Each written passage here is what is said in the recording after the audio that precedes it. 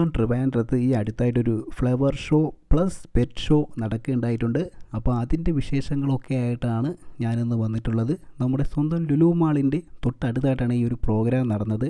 നോക്കത്താ ദൂരം വരെ പരന്ന് കിടക്കുന്ന ചെടികൾ, എന്താ അല്ലേ, കണ്ണിനൊരു കുളിർമ തന്നെയാണ് ഇതിനകത്തൂടെ നടക്കുന്നത്. 70 രൂപ ടിക്കറ്റ് എടുത്തുകൊണ്ട് ഞാൻ ഇതിനകത്തൊന്ന് കയറി.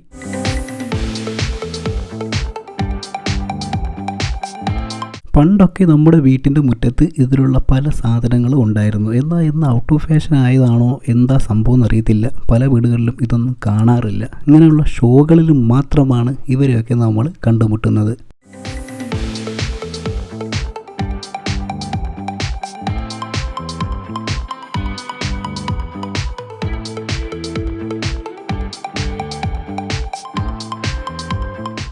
ഒരു വീഡിയോ ചെയ്യുമ്പോൾ ഇതിൻ്റെയൊക്കെ പേരും കാര്യങ്ങളൊക്കെ അറിഞ്ഞിരിക്കുന്നത് വളരെ ബെറ്ററാണ്. പക്ഷേ ഇതിൻ്റെ അടുത്തെത്തുമ്പോഴാണ് എനിക്കൊരു കാര്യം മനസ്സിലായത്. ഇതിലൊന്നും ബോർഡും കാര്യങ്ങളൊന്നുമില്ല. ചെടികളുടെ പേരുകളൊന്നും എനിക്ക് ഒരു ഐഡിയ ഇല്ല.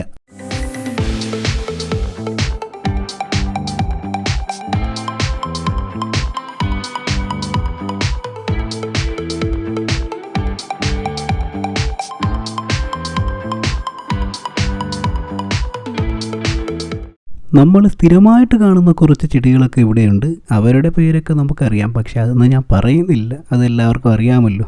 അപ്പോൾ അങ്ങനെ അറിയാത്ത കുറേയേറെ ചെടികളുണ്ടെങ്കിൽ അവയുടെ പേരും കാര്യങ്ങളൊക്കെ ലേഡീസിന് മാത്രമേ പിടികിട്ടത്തുള്ളൂ. പ്രത്യേകിച്ച് ആണുങ്ങൾക്ക് ഇതിനെക്കുറിച്ച് ഒന്നും പറയാൻ അറിയത്തില്ല എന്നാണ് എൻ്റെ ഒരിത്.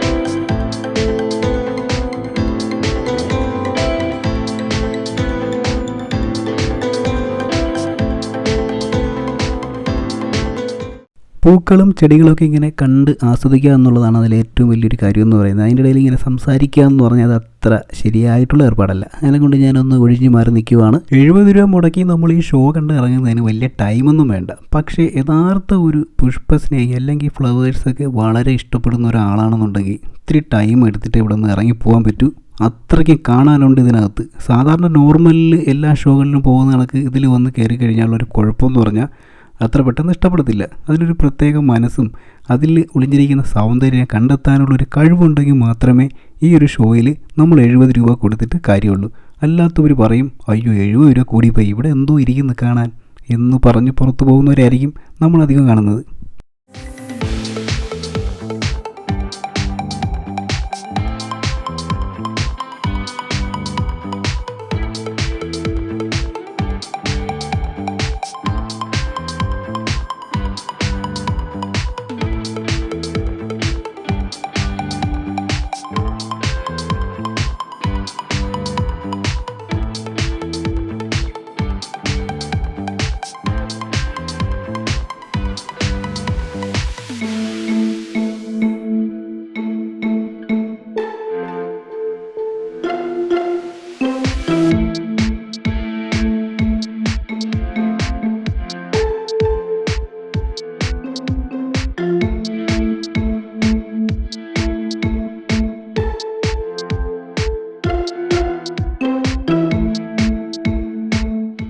പൂക്കൾ പോലെ തന്നെയാണ് ഇപ്പോഴത്തെ ചെടിച്ചട്ടികളും. പല ടൈപ്പ് കളറുകളിൽ നമുക്ക് ലഭ്യമാണ്. വീട്ടിനകത്തും പുറത്തും വെക്കാൻ പറ്റിയ, വെച്ച് കഴിഞ്ഞാൽ കാണാൻ എന്തു ഭംഗിയായിരിക്കും എന്നറിയോ. അങ്ങനെയുള്ള സാധനങ്ങളുടെ കുറേയേറെ കളക്ഷൻസൊക്കെ ഇവിടെ ഉണ്ടായിരുന്നു.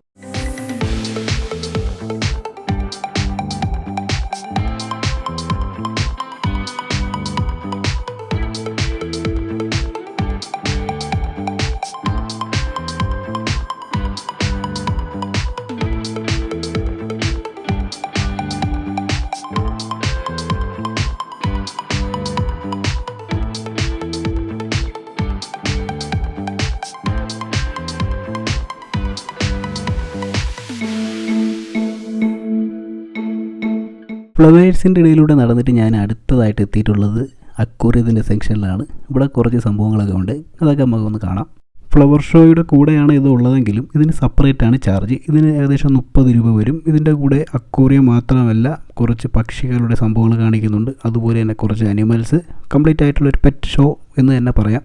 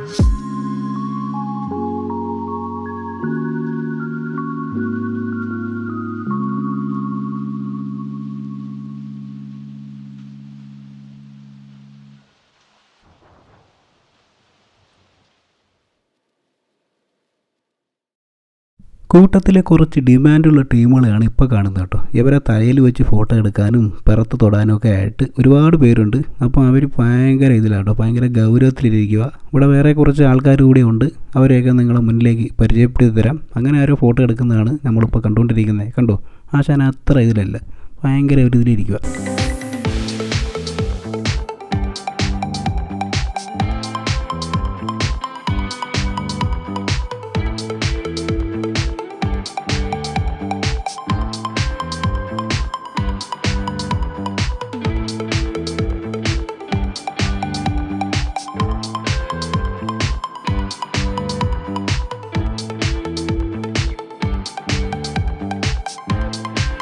പ്രാവുകളെ ഇഷ്ടപ്പെടാത്തവരായിട്ട് ആരുമില്ല.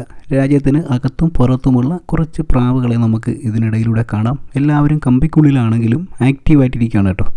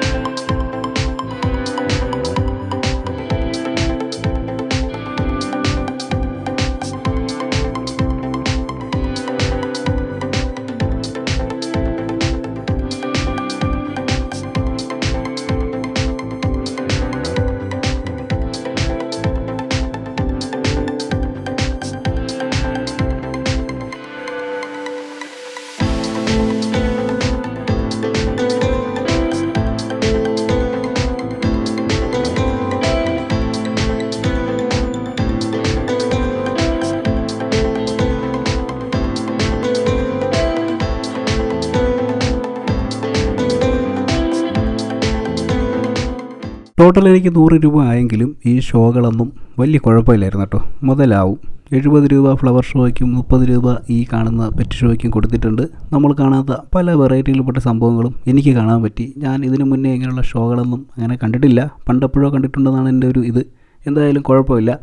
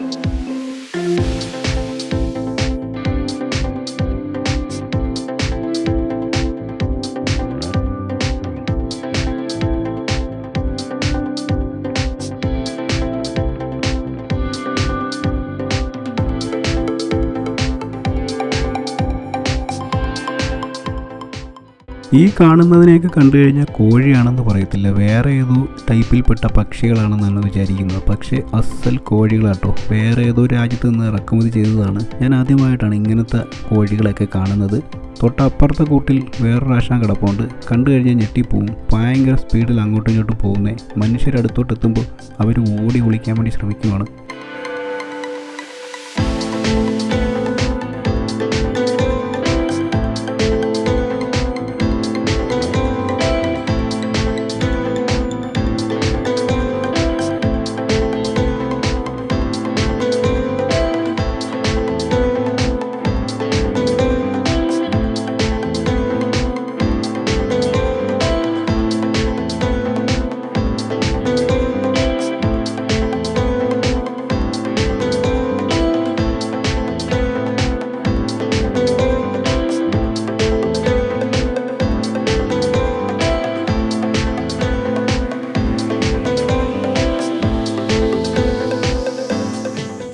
ലവ് ബേഡ്സിൻ്റെയും അതുപോലെ തന്നെ മറ്റുള്ള കുഞ്ഞു പക്ഷികളുടെയും ഒരു ചെറിയ സെക്ഷനുണ്ട്. അവിടുത്തെ കാഴ്ചകൾ കൂടി കണ്ട് നമുക്ക് ഈ പരിപാടി അവസാനിപ്പിക്കാം. കാണാനാണെങ്കിൽ ഇങ്ങനെ കണ്ടുകൊണ്ടിരിക്കാൻ ഇവിടെ ഒരുപാടുണ്ട് കേട്ടോ. ഒരു ലെങ്ത് കൂടി പോകുന്ന വീഡിയോ ആയിട്ട് മാറും. അതുകൊണ്ട് എനിക്ക് ഇഷ്ടപ്പെട്ടതൊക്കെ മാക്സിമം ഞാൻ ഇങ്ങനെ കവർ ചെയ്തങ്ങ് പോവുകയാണ്.